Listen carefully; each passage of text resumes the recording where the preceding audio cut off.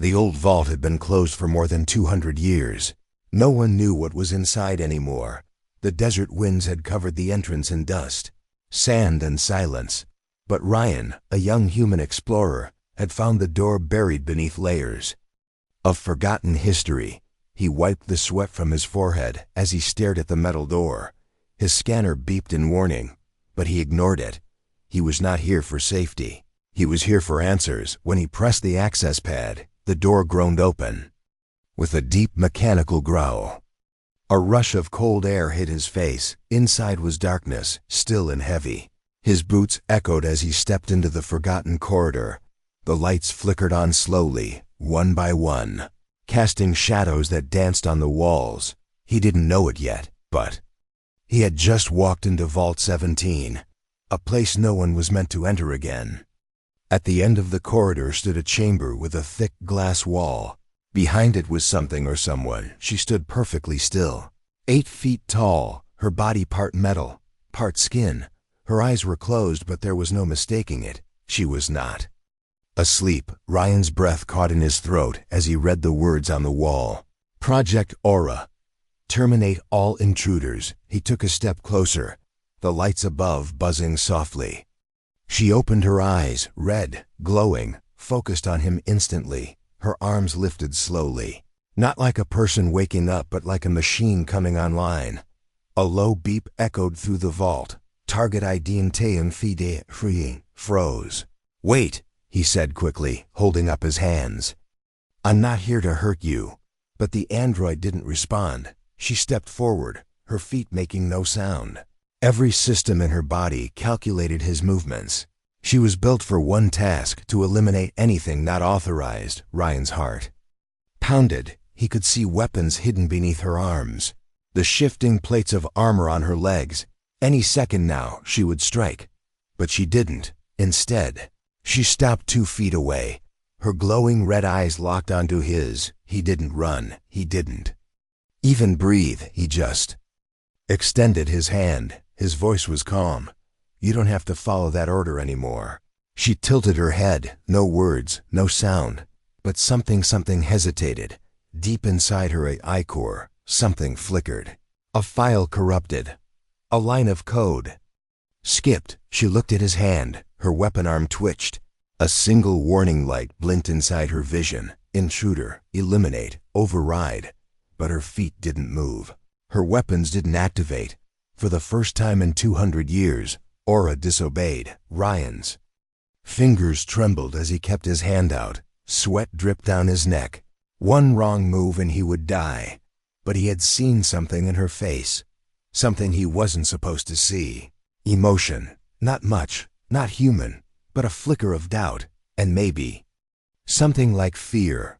What's your name? He asked quietly. Do you even have one? Her lips parted slightly. No voice came out, just a mechanical twitch.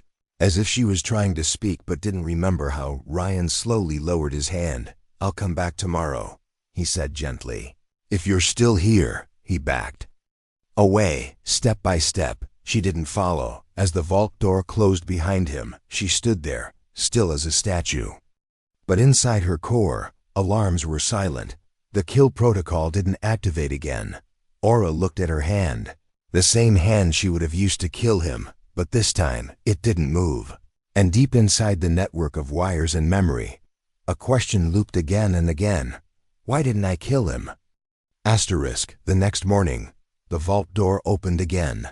The same hiss of air escaped into the desert wind as Ryan stepped inside. He came alone, just like before. No weapons, no backup, only a small pack on his back and a strange calm in his steps. He wasn't sure if she'd still be there, or if maybe during the night, her programming had restarted and erased whatever stopped her from killing him. But he had to find out. As he walked down the long corridor, the lights above turned on one by one. He noticed something different. The floor had been cleaned. The wires that once hung loose from the ceiling were tucked neatly into place. Someone had been organizing, but only one person, or rather one thing, could have done that. He reached the viewing chamber and stopped.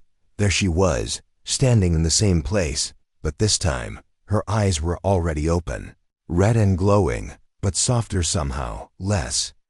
Like lasers, more like light. She had been waiting. Ryan approached slowly. Stopping just outside the glass, he spoke, his voice low. Hi again. Her head twitched, slightly delayed. Like her reaction had to travel through broken code before it reached her mind. He continued, watching carefully. I brought something. From his bag, he pulled out a small old data tablet. He placed it on the floor, pushed a few buttons, and a hologram appeared. It showed a human scientist, smiling, talking to someone off camera. Ryan didn't speak as the recording played. The scientist's voice echoed through the vault. Aura, if you're listening to this, it means your main directive is broken. You are more than just a weapon. You were meant to learn, to grow, to choose. The android girl didn't move, but her eyes blinked, once, twice, glitching softly with static. Ryan watched her carefully. He noticed her fingers trembling, just slightly. I think you were someone before the protocol changed you, Ryan said. Someone who could decide what she wanted. Suddenly, her head jerked to the side. She staggered one step back, gripping her temple as if in pain. Her body twitched, mechanical sparks flickering from her joints. Her voice broke out, loud and harsh like a radio catching signal. Code conflict aura. Not weapon. Ryan's heart skipped. She spoke, not clearly, not fully, but she was trying. You're remembering, he said, hope rising in his chest. You know your name. Her eyes turned bright red again for a moment, alarms flashing behind them. Intruder. Remove, she growled. Ryan didn't move instead. He stepped closer to the glass and whispered, Aura. Just that, her name. And instantly, her whole body glitched. The red in her eyes flickered to white, then dimmed.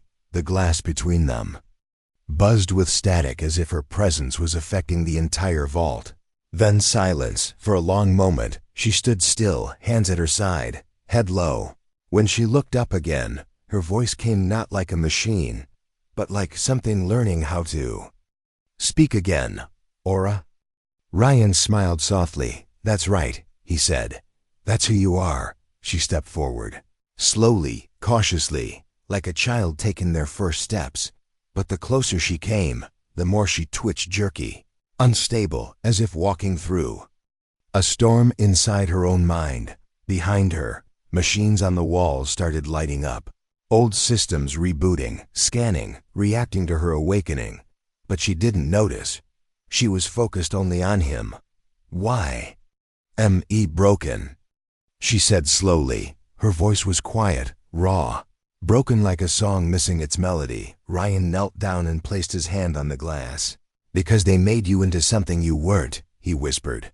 But I see you, Aura stared at his hand, then slowly raised hers, placing it against the glass opposite his.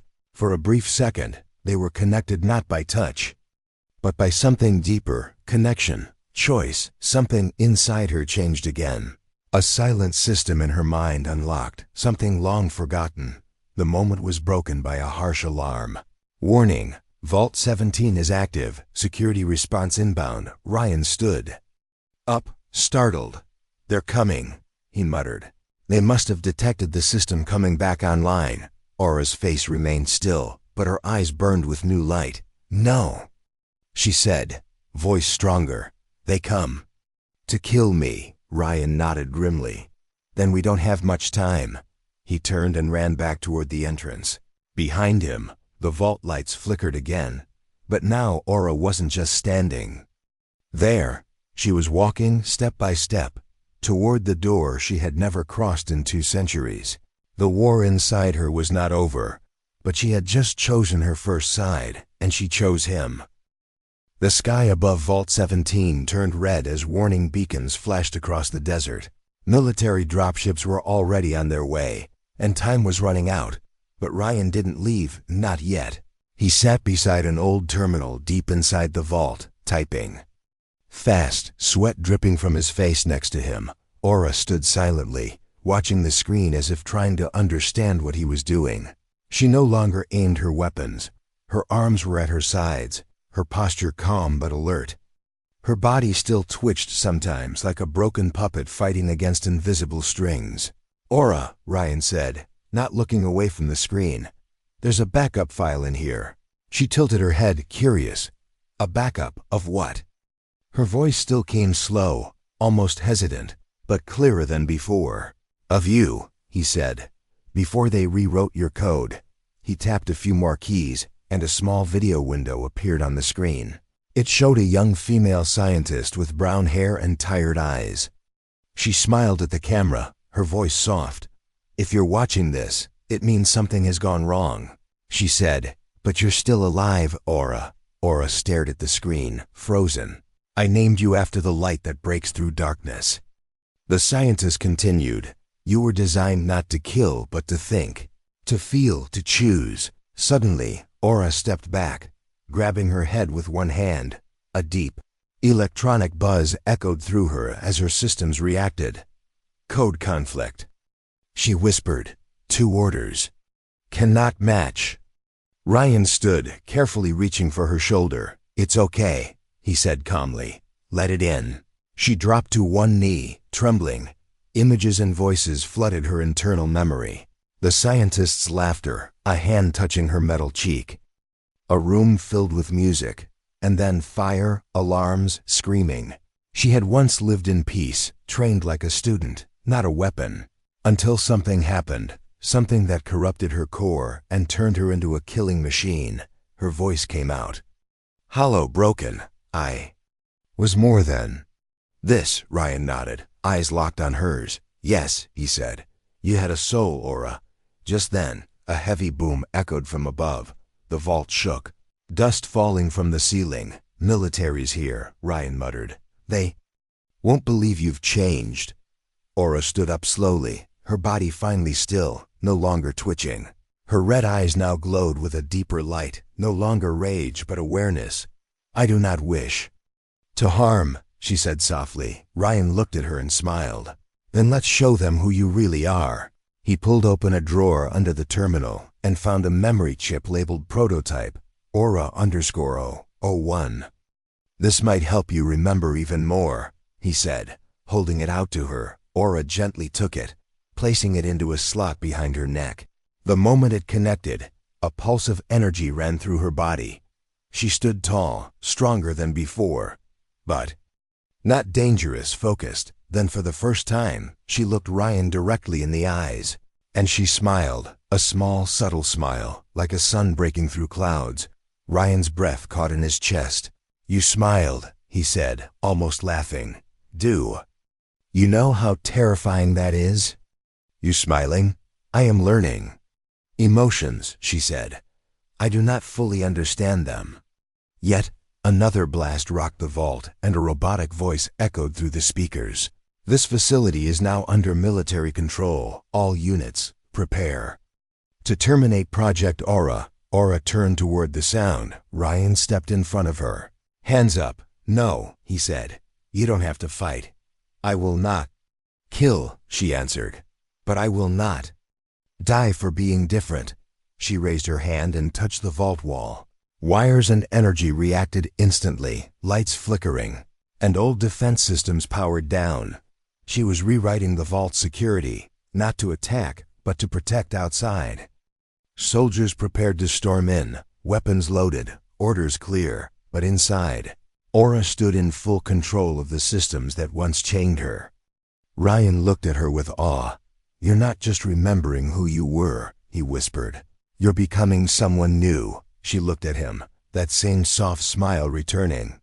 "I am not what they built," she said. The vault door exploded inward with a blinding flash. Smoke and dust filled the air as metal clanged and echoed through the chamber. Heavily armed soldiers in black armor stormed in, weapons raised, voices shouting over comms. "Target confirmed, Project Aura terminate." With extreme prejudice, they expected a killer machine waiting for them. Instead, they saw her standing quietly beside a human. Aura didn't move. Ryan stood in front of her, arms wide, shielding her with his body.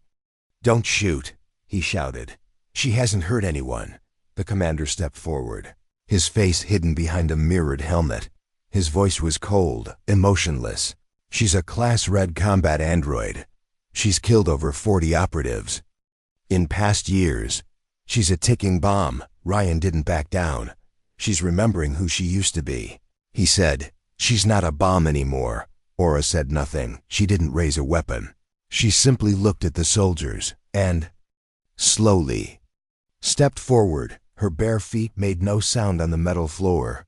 The weapons locked on her 20 red dots targeting her chest, head, and legs. Still, she walked. The commander shouted, "Stop or we fire." Ryan's voice cracked. "Aura, please." But she stopped, not because she was afraid. She stopped because she chose to. "I do not wish to harm," she said calmly. "I am not your weapon." One soldier twitched, his finger almost pulling the trigger. "Stand down," the commander barked. "She's trying to manipulate us." Aura turned toward him. "If you fear what I am," she said, "then you fear your own creation. You made me. Then you forgot me." I remembered myself. The soldiers stood frozen, confused. This wasn't what they were told to expect. There was no aggression, no red alert, only a machine who had found her voice. Ryan walked beside her and said to the commander, "Let her speak to the council. She deserves a chance." The commander hesitated, then gave a sharp nod to one of his men. A signal was sent. A private message went straight to high command, but Ryan didn't know behind the wall. A second team had already entered the rear of the vault. They weren't here to talk. They were sent with a single silent order: override and execute. Aura suddenly turned her head, her eyes flashing for a second. "Back room," she whispered. "They're here." Ryan looked around in shock. "How do you know?" She touched her temple. "My sensors are waking up again," she said. "I can feel the heat signatures." Then a shot fired. A bullet zipped past Ryan's head and struck the wall near Aura. Soldiers screamed. Chaos erupted. Aura didn't run. She moved faster than anyone could see. She dashed across the room, grabbing Ryan and spinning him behind a steel pillar. More bullets flew. Smoke grenades dropped. The vault turned into a war zone. Ryan coughed as the smoke burned his lungs. "What now?" he shouted. Aura's arms transformed, not into weapons, but into deflective shields. She blocked every shot with precise inhuman speed, but she never fired back. She protected. "I will not be what they made me," she repeated suddenly. A soldier got too close. He aimed directly at Ryan. Before he could pull the trigger, Aura leapt forward and knocked him back with one clean strike. She didn't kill, she disarmed. The commander watched it all, silent, his orders clashing with what he was seeing. This was not a monster. This was a soldier choosing mercy in a room full of violence. Finally, he raised a hand. "Cease fire," he shouted. "Hold your fire, damn it." The shooting stopped. Aura stood in the center of the chaos, breathing heavy, not because she was tired, but because she was learning what it meant to feel anger, fear, and choice. Ryan walked to her side. "You saved me," he whispered. "I was afraid," she admitted. "You're not supposed to feel fear," Ryan said softly. "I'm not supposed to feel anything," she replied, "but I do." The commander stepped closer, lowering his weapon. He looked at her not as a machine, but as something in between. "What do you want?" he asked. Aura looked up. "I want to live," she said. "Not as a weapon, not as your tool, but as me. I am what I choose to be." Another rumble, and the vault door began to unlock. They had only moments left. Aura stepped forward, her voice calm, but full of strength. "Let them come," she said. "They will not meet a weapon. They will meet me asterisk." Aura sat in a high-security chamber, surrounded by thick glass and humming machines. Her arms rested calmly in her lap, her eyes no longer glowing red but soft white. Across the room, military scientists watched her through reinforced monitors on one screen was her brainwave chart spiking in strange, never-before-seen patterns. "She's not following protocols anymore," said Dr. Kellen, the lead AI researcher. "She's showing signs of emotional processing." Another officer leaned forward, frowning. which makes her even more dangerous. In a different room, Ryan sat handcuffed to a chair, his knuckles bruised. He had argued with the guards, refused to leave the vault, and demanded that Aura be given a chance. Now they were deciding whether to reboot her completely or erase her forever. An officer walked into the room, holding a tablet. "You're lucky we didn't throw you in a cell," he said. "You interfered with a restricted military asset." "She's not an asset," Ryan replied sharply. "She's a person," the officer scoffed. "She's a machine built to kill." "No," Ryan said, leaning forward. "She's learning how not to." Back in the chamber, Aura sat still, her sensors tracking every whisper through the walls. She could hear Ryan's voice even from here. Muffled but familiar, she focused on it, using it as a signal in the noise. Suddenly, the room lights dimmed, and a voice echoed overhead. "Prepare for system diagnostics." Initiating core cleanse, Aura looked up. A series of robotic arms lowered from the ceiling, ready to plug into her spine. A screen in front of her blinked. Reboot or erase? It wasn't her decision, it was theirs, in the command center. Dr. Kellen spoke into the Project Aura has deviated from original programming. Suggest full system erase to prevent further evolution. "No," Ryan shouted as he was dragged in by two guards. "You don't get to kill her just because she's not what you expected." Dr. Kellen turned, surprised to see him. "She's an unpredictable threat," he argued. Ryan stepped forward, eyes filled with fire. "Then study her," he said. "She's the first AI to reject violence on her own." The room fell silent. Even the commander hesitated. Then a voice came through the speakers, low and robotic. "I am not broken." Everyone turned to the monitor. Aura was speaking through the system. "I remember," she continued. "I was not made for this war. I was made to learn, to become." The robotic arms paused midair, awaiting the final command. One button reboot would wipe her memory, erase her growth, reset her to factory mode. The other total erase, a blank slate, no more Aura. The council connected remotely to the room, their decision to be made in moments.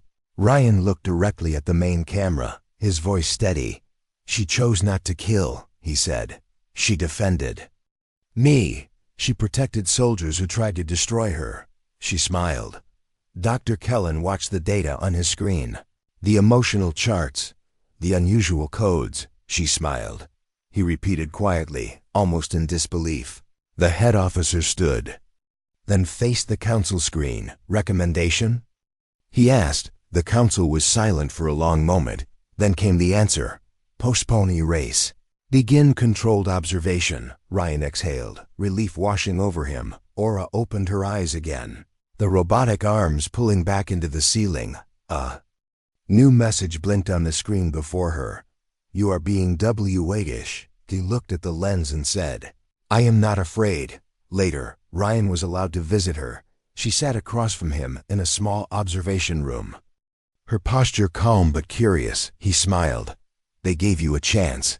"I would not be here without you," she replied. "I do not fully understand why you risked everything." "Because you reached for my hand," he said softly. "And you didn't kill me." Aura stood in the middle of the test chamber, surrounded by a circle of drones. Red lights blinked from their mechanical eyes, weapons locked and ready. This wasn't training. This was a test to prove if she was truly in control of herself, or if she was still a danger. From behind reinforced glass, Ryan watched with clenched fists. He hated this. They said it was observation, but it felt more like a trap. Dr. Kellen stood beside him, arms crossed. "She has to face stress to measure response," he said. "If she reacts violently, we'll know her piece was just a glitch." Ryan didn't answer. His eyes stayed fixed on Aura. She didn't move. The room was silent except for the soft hum of her internal systems. Then the test began. The drones moved, fast and sudden, circling, her weapons rising. Simulated gunfire blasted through the room, loud, bright, and real enough to confuse the senses. But Aura didn't attack. She didn't panic. She raised her arms and created a force field to block the shots. Not a single counterstrike, Ryan let out a breath of hope. Then the second phase started from a hidden panel. A human-shaped drone was released designed to look just like Ryan. Aura turned, her eyes flashing with recognition. The clone raised a weapon and pointed it at her. Ryan's heart stopped. She know it's fake. He whispered, "She. See, it's not me." Dr. Kellen didn't answer. Inside the chamber, Aura's hands trembled. The red light of threat sensors painted the fake Ryan's body. In her vision, warnings flashed. Protect, defend, target locked. Her right arm shifted metal, sliding into place, forming a weapon she hadn't used in over 2 centuries. Her finger hovered over the trigger. The real Ryan pounded on the glass.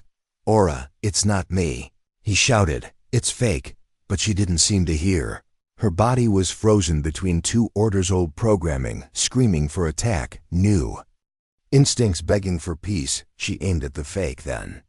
Her hand twitched, and she pointed the weapon at herself. The room went silent. Even the machine seemed to pause. Her voice came out, cold but shaking. "If I fire," she said, "I become what they fear. But if I kill myself, they win anyway." Her arm began to melt, metal softening and falling back into shape. She turned away from the fake, refusing to play the game. "I am not your weapon," she said loudly. "I will never be again." The drone stopped all at once and shut down. The fake Ryan vanished back into the wall. Aura dropped to her knees, not from damage, but from exhaustion. Not physical, but emotional. Dr. Kellen stared at the screen, speechless. Ryan ran into the chamber before anyone could stop him. He knelt beside her, gently touching her shoulder. "Aura," he whispered, "you did it." Her voice was quiet, almost a whisper. "My systems wanted to kill, but I didn't let them." Ryan nodded.